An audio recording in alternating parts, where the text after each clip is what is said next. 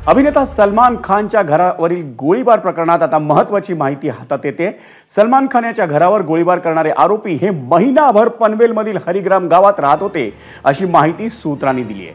आरोपींनी राहण्यासाठी नव्याने बांधलेली ही इमारत निवडली होती आणि त्यांनी हरिग्रामच्या राधाकृष्ण अपार्टमेंटमध्ये सलमान खानच्या घरावरील हल्ल्याचा कटही रचला अशी माहिती सूत्रांनी दिली आहे। पनवेलच्या हरिग्राम गावात हे दोन्ही आरोपी तब्बल महिनाभर राहिले होते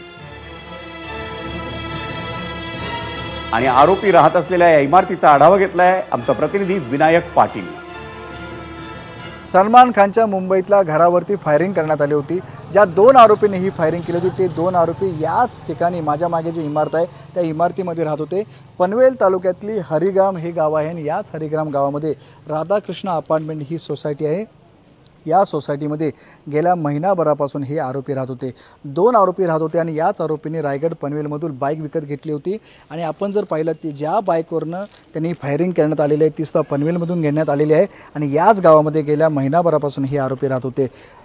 या ठिकाणावर हे जर गाव पाहिलं तर नेरे या ठिकाणच्या गावाच्या रस्त्यावरती हे गाव आहे आणि सलमान खानचा जो फार्म हाऊस आहे तो नेरे या ठिकाणी आहे आणि याच गावापासून साधारण 10 किलोमीटर अंतरावरती तो फार्म हाऊस आहे। त्यामुळे आरोपींनी राहण्यासाठी ही जागा जी घेतलेली आहे ती फार्म हाऊसच्या जवळपास आहे। त्यामुळे आरोपींनी फार्म हाऊसचं सुद्धा रेकी केली आहे की काय अशा प्रकारचा संशय व्यक्त होतोय, कारण बहुतांश वेळा सलमान खान हा आपल्या फार्म हाऊसवरती राहण्यासाठी येतो।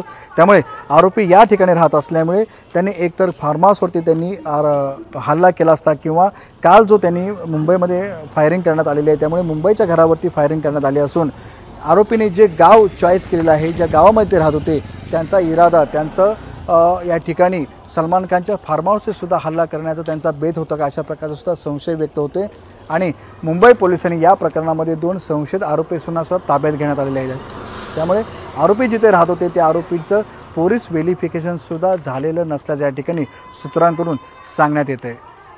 विनायक पाटील, एबीपी माझा, नवी मुंबई। एबीपी माझा, उघडा डोळे बघा नीट।